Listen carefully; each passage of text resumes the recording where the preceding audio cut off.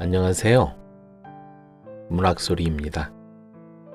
콜럼버스의 신대륙 발견으로 세계에 진출한 스페인이 대제국의 꿈을 키워나가던 펠리페 2세 시대에 카톨릭에 의한 세계 제패라는 야망에 사로잡힌 스페인은 프로테스탄트 신교인 영국을 카톨릭으로 개종하기 위해 출격한 무적 함대가 폭풍으로 인해 괴멸된 이후 급격하게 쇠약해지게 됩니다.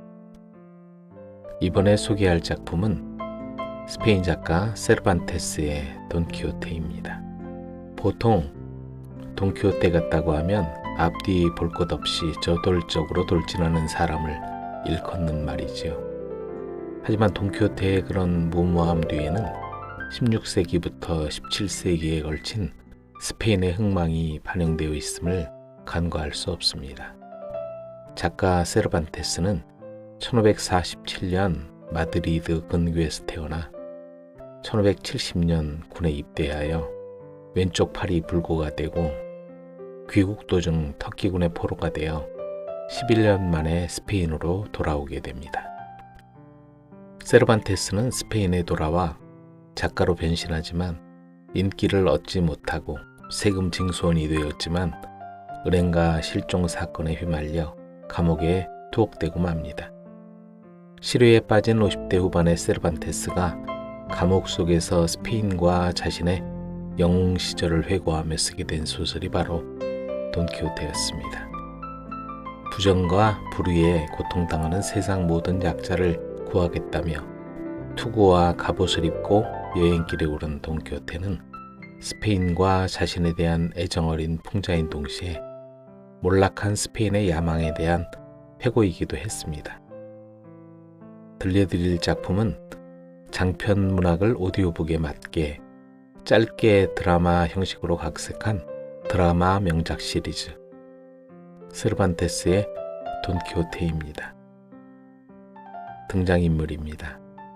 돈키호테, 라만차 출신 귀족, 산초, 소작인 농부, 돈키호테의 시종, 둘시네아 공주, 돈키호테가 찾아 나선 상상 속 공주, 로시난테, 돈키호테가 타는 말라빠진 말, 그 밖에 페레스 목사, 이발사 니콜라스, 여관 주인.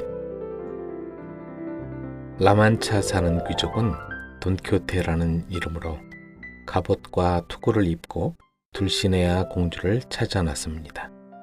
작가 미겔 세르반테스가 낡아빠진 기사도 영웅주의 타도를 외치며 쓴 패러디 소설 돈키호테를 드라마 명작으로 들어보세요.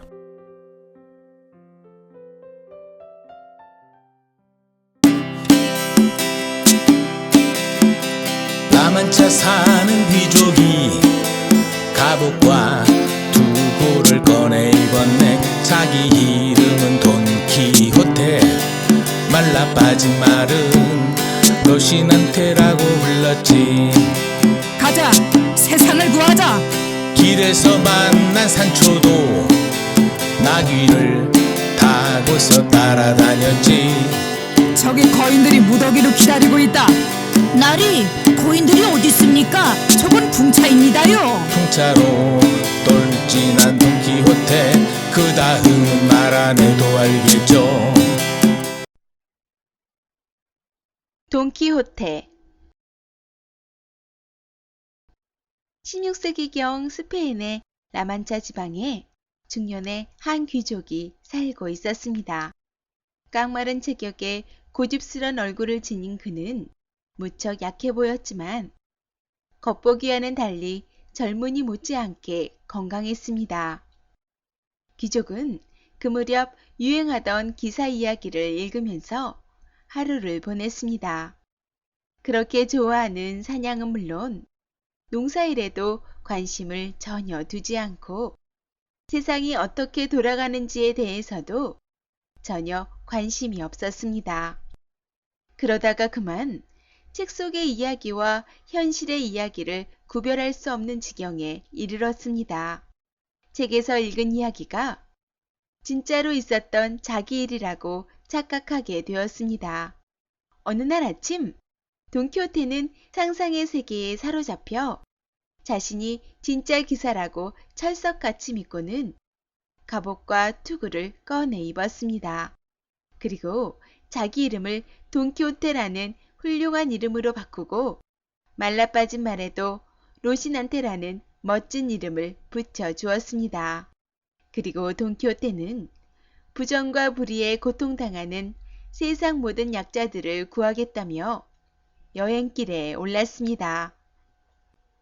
마을을 벗어나 한 여관에 닿은 돈키호테는 기사 임명식을 치르지 않은 것이 못내 아쉬워 여관 주인에게 기사 임명식을 부탁했습니다. 비틀거리는 말라빠진 말을 타고 두구에 갑옷을 입은 괴상한 차림의 돈키호테를 제정신이 아니라고 생각한 여관 주인은 그를 웃음거리로 삼을 속셈으로 임명식을 해주었습니다. 엉터리 기사 임명식을 지켜보던 손님들과 두 딸은 금방이라도 터질 것만 같은 웃음을 참으며 진지한 표정으로 시키는 대로 했습니다. 두 딸이 터져나오는 웃음을 참으며 한마디씩 했습니다. 하나님의 은총이 있을 것입니다. 부디 전투에서 승리하시기 바랍니다. 고개를 숙인 돈키호테 눈에서는 감격의 눈물이 흘러내렸습니다. 돈키호테는 날이 밝기도 전에 로시난테를 타고 주인에게 인사를 하고 길을 나섰습니다. 이제 정식 기사가 된 돈키호테는 들뜬 마음으로 말을 몰고 가는데 한 남자아이가 큰 나무에 묶여서 험상궂은 농부에게 채찍으로 매를 맞고 있었습니다. 농부는 아이가 양을 도망치게 했고 아이는 농부가 9달치 월급을 주지 않았다는 것입니다. 돈키호테는 농부에게 창을 들이대며 아이에게 9달치 월급을 주라고 했습니다. 겁이 난 농부는 그러겠다고 약속했습니다. 돈키호테는 농부의 대답을 듣고 곧바로 두 사람 앞에서 사라져 갔습니다. 아이가 다시 나무에 묶여 주인에게 매를 맞는 것도 모르고 돈키호테는 기사가 된 후 처음으로 약한 자를 도왔다고 생각하며 기뻐했습니다.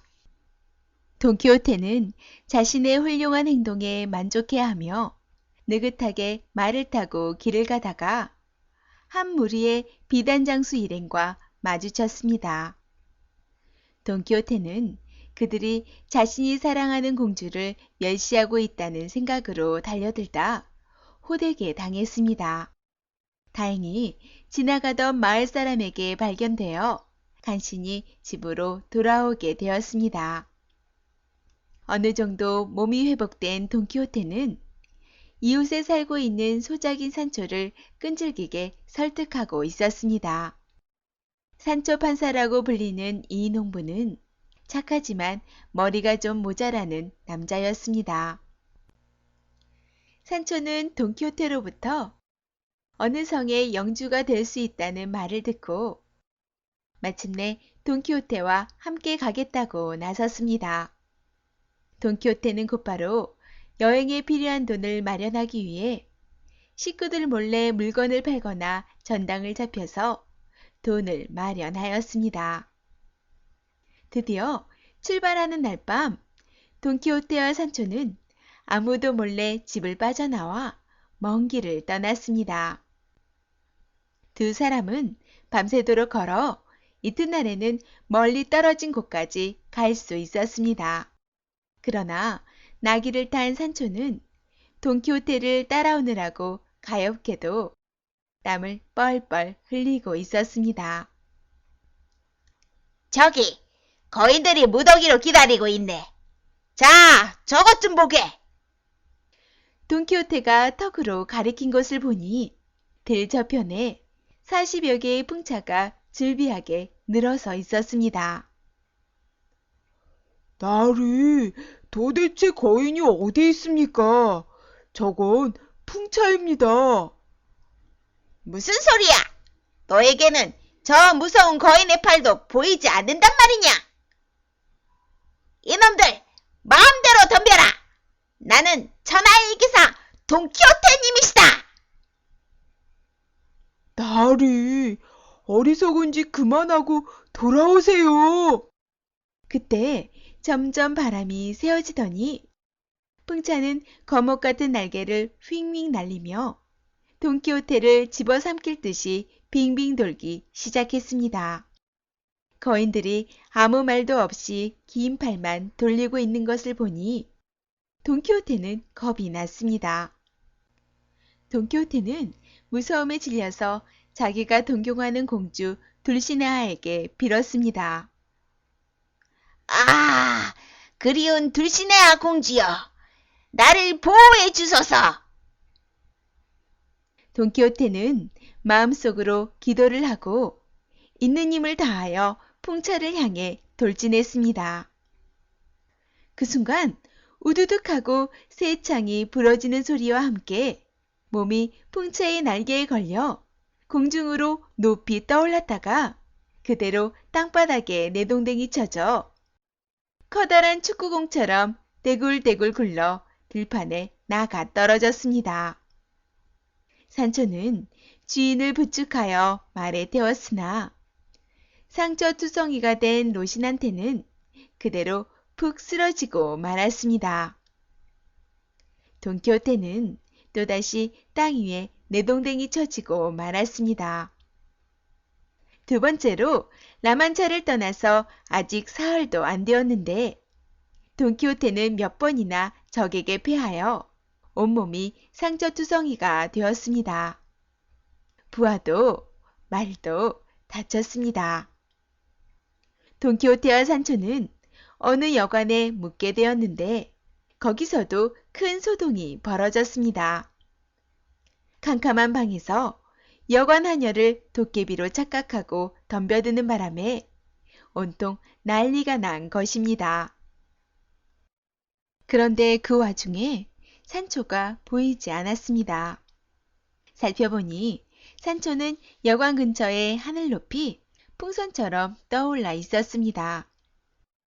간신히 소동이 끝나고 산초가 나귀를 타고 기진맥진하여 여관을 나왔습니다. 산초야, 과연 부하 자격이 충분하구나. 성을 얻게 되면 너에게 두선하게 주마. 산초는 슬픈 목소리로 말했습니다. 나리, 보따리를 숙박비 대신으로 여관 주인에게 빼앗겼어요. 그 안에는 우리가 먹을 음식이 가득 들어 있었는데요. 다시 여행길에 오른 돈키호테는 수백 마리의 양떼가 오는 것을 보고 저기 군대라고 착각하였습니다. 산초가 양떼라고 목이 터져라 소리를 질렀으나 돈키호테에게는 그 소리마저 적의 함성으로 들렸습니다. 돈키호테는 창으로 마구 양들을 찔러 넘어뜨렸습니다.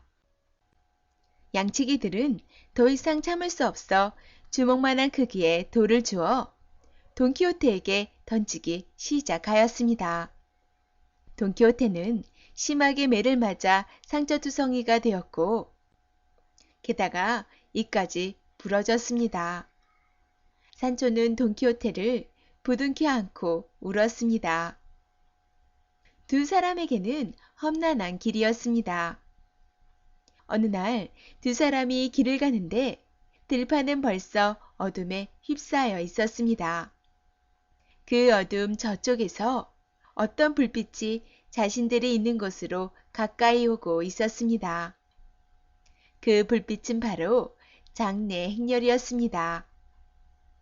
돈키호테는 관 속에 누워있는 사람의 원수를 갚아야 한다며 장내 행렬 속으로 달려들었습니다.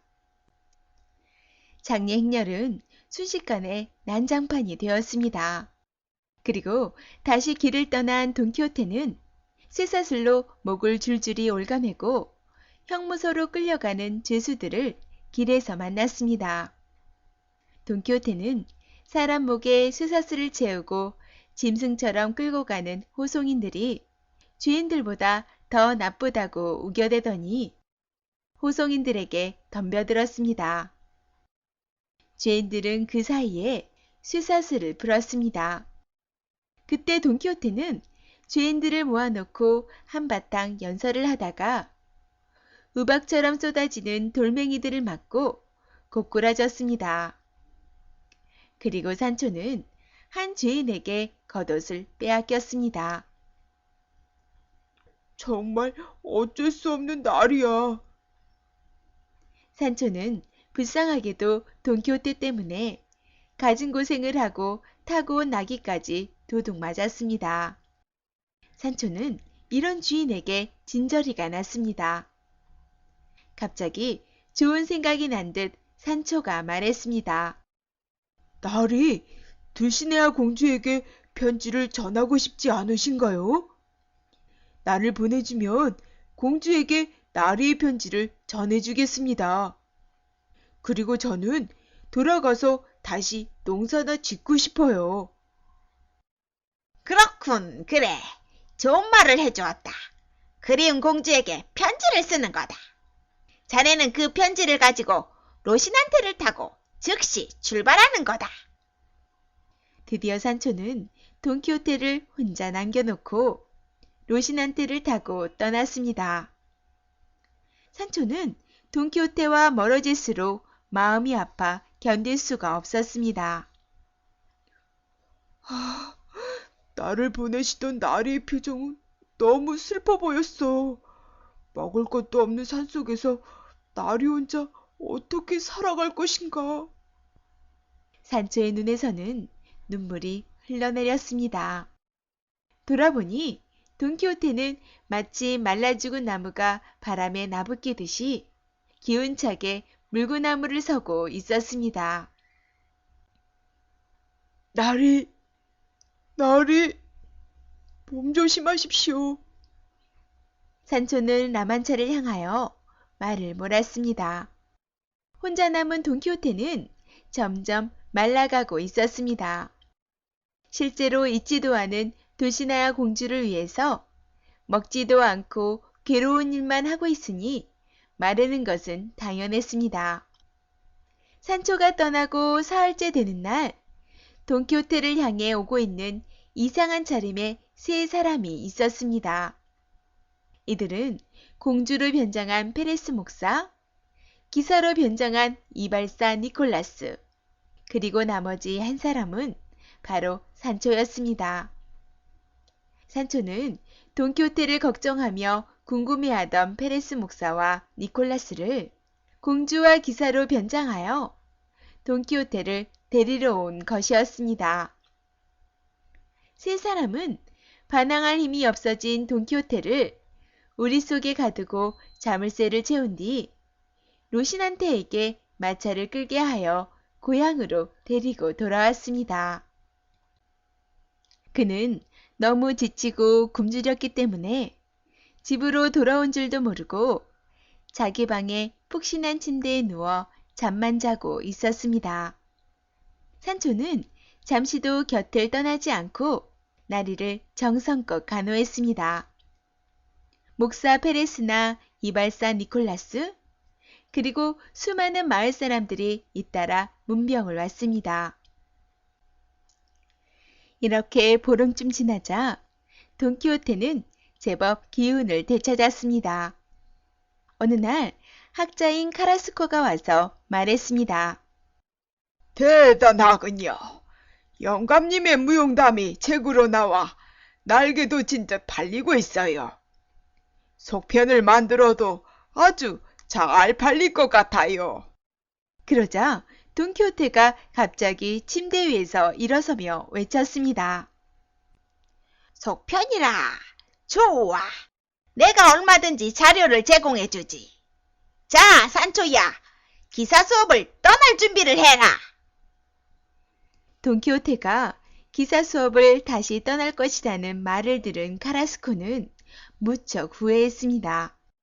사실 돈키호테의 무용담을 쓴 책 같은 것은 있지도 않았습니다. 그로부터 얼마 후 돈키호테는 또다시 아슬아슬한 모험을 하게 되었습니다. 사자를 우리에서 나오게 했다가 혼쭐이 나기도 하고 물살이 빠른 곳에서 나룻배를 타고 가다가 물에 빠져서 죽을 뻔하기도 했습니다. 게다가 거짓 마법사의 말을 믿고 목마를 타다가 화상을 입기도 했습니다. 들판이나 숲속에서 잠을 자며 몇 달이고 여행을 계속하고 있는 동안에 하루는 낯선 거리에 이르렀습니다. 두 사람은 온 마을 사람들의 열렬한 환영을 받았습니다. 그러나 이 환영도 소문을 들은 사람들이 돈키호테를 골려주기 위해서 꾸민 것이었습니다. 이곳에서 은빛 기사로 변장한 학자인 카라스코를 만났습니다. 카라스코는 돈키호테를 다시 집으로 데려가기 위해서 계획을 짠 것입니다. 돈키호테와 은빛 기사는 결투를 벌인 끝에 은빛 기사가 승리하였습니다. 은빛 기사는 돈키호테에게 고향으로 돌아가라고 말했습니다. 돈키호테는 은빛 기사와의 약속을 지키기 위해 산초와 함께 고향으로 돌아오고 있었습니다. 돈키호테의 몸은 비쩍 말랐고 산초는 지칠 대로 지쳐 주인을 태운 로신한테의 고삐를 잡고 터덜터덜 걸었습니다. 오랫동안 살았던 정든 마을이 보이기 시작했습니다. 산초야, 드디어 고향에 왔구나. 오랫동안 고생을 시켜서 미안하다. 나도 이제부터는 양이나 치면서 푸른 풀밭에 누워 새들의 노랫소리를 들으면서 살고 싶구나. 아, 그게 좋겠습니다. 저도 마누라와 편안하게 살겠습니다. 그러나 돈키호테는 몸이 쇠약해질 대로 쇠약해져 고향집에 돌아오자 심한 고열에 시달리며 몸이 점점 약해졌습니다. 많은 사람들이 문병을 왔습니다. 이제 돈키호테는 제정신으로 돌아와 있었습니다. 돈키호테는 어느 날 가족들과 친구들을 불렀습니다. 나는 이제 기사 이야기에 나오는 돈키호테가 아니야. 그런 이야기에 미쳐 얼마나 부질없는 세월을 보냈는지 잘 알게 되었네. 나를 용서해주게. 돈키호테는 고통스럽게 숨을 쉬면서도 모인 사람들에게 오랫동안 신세를 끼친 것을 사과했습니다. 그리고 성을 주지 못한 산초에게는 물론 사람들에게 각각 자기의 재산을 골고루 나누어 주었습니다. 돈키호테의 죽음이 바로 눈앞에 와 있다는 사실이 사람들을 슬프게 했습니다. 그 중에서도 산초가 슬퍼하는 모습은 보기에도 애처롭기 그지없었습니다. 나리, 어서 정신을 차리세요. 제발 이렇게 부탁하니 살아있어 주십시오. 나리는 양을 치면서 들판에 누워 새들의 노랫소리를 듣고 싶다고 하셨잖아요. 나리가 양을 치시면 저도 나리 곁에서 열심히 일하겠어요. 산초야, 울지 마라. 모두가 하나님의 뜻이야. 산초의 손을 잡고 있던 돈키호테는 의식을 잃더니 얼마 안 되어 숨을 거두었습니다. 영웅 돈키호테는 아름답고 평화로운 얼굴로 이 세상을 떠난 것이었습니다. 학자 카라스코는 돈키호테의 묘비에 이런 글을 새겼습니다. 용감한 기사, 이곳에 누워있네. 당당한 기사로 세상을 살았으나 죽음이 그를 데려갔네. 세상 사람들이 그를 멸시해도 정의와 진리를 위해 그의 온몸을 다 바쳤네.